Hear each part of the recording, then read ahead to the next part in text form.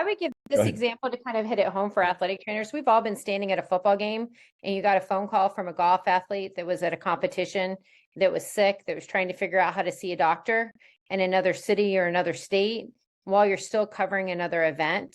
So like there's some uses that we could do with technology that might assist us so that we're not giving either one of those groups good care when we're half on the phone with the golf athlete trying to figure it out while still trying to attend to the football game and somebody that might be, injured. How can we offset some of those things? Obviously, the highest level of my practice needs to be prepared for an emergency that might occur at that football game. That doesn't mean I can give less service to the golf athlete who also needs assistance. So is there something else I can do to provide some assistance to allow them to get the resources that they need? And technology is a great way to do that. They still get the care they need. They can still loop me into it, but I can still practice, what I need to do as an athletic trainer being on site for that event. Yeah, one of the questions that came up in the chat, and this is a question that I think we always struggle with, is, what's the appropriate ratio, for example, for athletic trainer to athlete? And my question back is usually, what type of care are you providing? Are you providing 24/7, 365 concierge care where the expectation is that you are the one and only solution for that athlete? If that's the case, then those ratios have to be super small.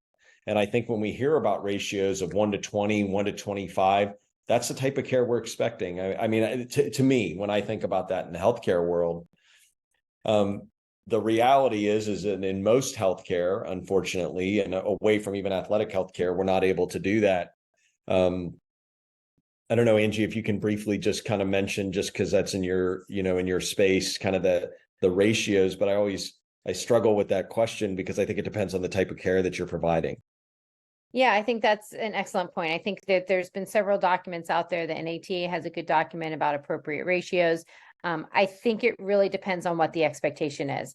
And there are some situations where the expectation is that you are 24/7 care, you're always on call, which I don't know any other profession really that's on call 24/7. I think physicians have learned to rotate off and have services and things like that.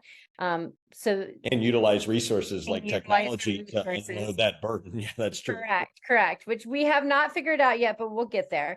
So I think you have that challenge. I think it's also what type of services are you providing? So are you standing on fields for 6 hours of your day?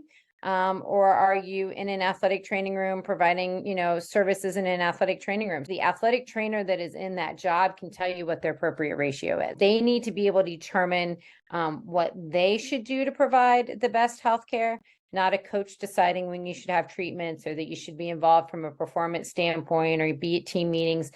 They need to be able to provide the appropriate care, and they can determine what's an acceptable ratio.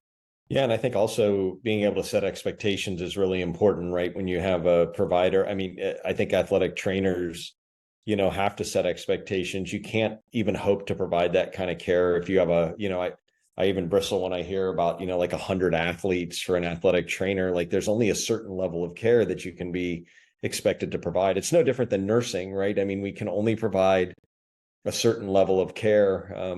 And that's where using these types of solutions, I think, can offer, real advantages, although it's not necessarily something that's commonplace or, something that we think about in the athletic healthcare arena. But I think what's so exciting about the future is that as athletic healthcare experts, athletic trainers, team physicians can partner with people like Michael and others, in this space to have really interesting think tank conversations about how do you really compile, for example, education resources, clinical resources, things that are low-hanging fruit that can help to level set some of that playing field, for the athlete.